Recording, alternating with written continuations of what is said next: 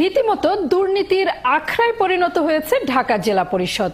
বিভিন্ন ধর্মীয় ও সামাজিক প্রতিষ্ঠানের নামে ২২ কোটি টাকা লোপাট করেছেন পরিষদের কর্মকর্তারা। এসবের মধ্যে ৯০% মসজিদ ও মাদ্রাসার অস্তিত্বই খুঁজে পাওয়া যায়নি। আবার যে কোটির খোঁজ পাওয়া গেছে তারা জানেই না বরাদ্দের কথা, অথচ এরই মধ্যে কাজ সমাপ্ত দেখিয়ে তুলে নেওয়া হয়েছে টাকা। মইনুল হাসান সজলের তোলা ছবিতে পারভেজ রেজার অনুসন্ধানী প্রতিবেদনের এখন দেখুন প্রথম পর্ব। ধর্মপ্রাণ মুসলমানদের এক অন্যতম ধর্মীয় অনুভূতির জায়গা মসজিদ। এলাকার মানুষের দানি যা ধীরে ধীরে গড়ে ওঠে। মাঝে মাঝে সরকারের বিভিন্ন দপ্তর মসজিদের বিভিন্ন উন্নয়নমূলক কাজে টাকা বরাদ্দ করে থাকে। 2013-14 অর্থ বছরে ঢাকা জেলা পরিষদের নিজস্ব তহবিল থেকে দেয়া বরাদ্দের তালিকায় দেখা গেছে ঢাকার কল্যাণপুরে 4টি মসজিদে প্রত্যেকটিকে 1 লাখ করে টাকা বরাদ্দ দেওয়া হয়েছে এবং এই কাজ সমাপ্ত হয়েছে বলে মন্ত্রণালয়ে দেয়া প্রতিবেদনে বলা হয়েছে। কিন্তু ঢাকা 14 আসনের মসজিদের তালিকা থেকে জানা যায় এখানে মোট 182টি মসজিদ রয়েছে, যার মধ্যে কল্যাণপুরে আছে 12টি মসজিদ। কিন্তু এই তালিকার মধ্যে বরাদ্দ পাওয়া 4টি মসজিদের কোনো নাম খুঁজে পাওয়া গেল না। প্রত্যেক ওয়ার্ড ওয়াইজ আমার কাছে প্রত্যেক মসজিদের লিস্ট আছে এবং সভাপতি সাধারণ সম্পাদকের টেলিফোন নাম্বার আছে। একটা আপনার সামনে মাত্র টেলিফোন করেও প্রমাণ নিলাম যে ওই নামে ওই কল্যাণপুর এলাকায় কোনো মসজিদ নাই।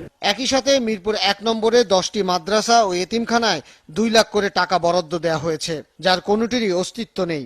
এর মধ্যে একটি প্রতিষ্ঠানের নাম উল্লেখ করা হয়েছে বেদালয় মাদ্রাসা ও এতিমখানা। বেদালয় নামে কোনো মাদ্রাসা হতে পারে কিনা তা নিয়েই প্রশ্ন তুলেছেন অনেকে।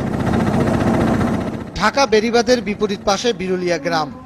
এই গ্রামে মসজিদ আছে 2টি আর পুরো ইউনিয়নে মাদ্রাসাও মাত্র 2টি, কোনো এতিমখানা নেই। কিন্তু ঢাকা জেলা পরিষদ শুধু বিরুলিয়া গ্রামেই 11টি মাদ্রাসা ও এতিমখানায় 22 লাখ টাকা বরাদ্দ দিয়ে কাগজে কলমে কাজ শেষ করে ফেলেছে। মাদ্রাসাগুলোর নামেও আছে চমক।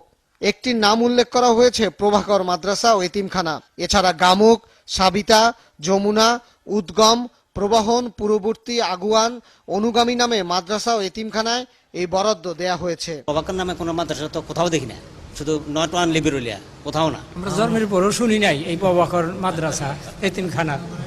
আমাদের বয়স তো 60-65 বছর বয়স হয়েছে। এইসব নাম আমরা শুনিও নেই, দেখিও নেই, জীবনে জানিও না। ঢাকা আরিচা মহাসড়কের পাশেই সুতিপাড়া বাস স্ট্যান্ড। জেলা পরিষদের কাজের অগ্রগতির প্রতিবেদনে উল্লেখ আছে এই বাস স্ট্যান্ডের জামে মসজিদে বরাদ্দের 2 লাখ টাকার মধ্যে 50% কাজ শেষ হয়েছে, কিন্তু সরেজমিনে এখানে কোনো জামে মসজিদই পাওয়া যায়নি। একটি 12 ফুটের কক্ষ আছে যা নামাজের স্থান হিসেবে তৈরি করা।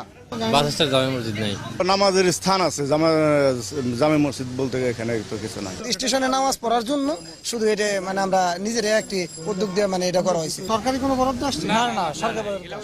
একইভাবে আশুলিয়া, সাভার, ধামরাই, কেরানীগঞ্জ, নবাবগঞ্জ ও ঢাকার বিভিন্ন জায়গায় বরাদ্দ দেয়া মোট 442টি মসজিদ, মাদ্রাসা, এতিমখানার কোনো অস্তিত্ব পাওয়া যায়নি।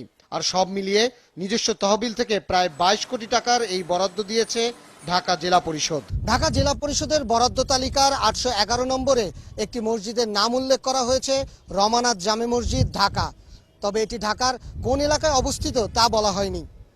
এখন প্রশ্ন হলো, রমানাথ নামে কি কোনো মসজিদের নাম হতে পারে? বরাদ্দ পাওয়া 1160টি প্রকল্পের মধ্যে 1110টি প্রকল্পের কোনো পূর্ণাঙ্গ ঠিকানা বা হোল্ডিং নম্বর নেই।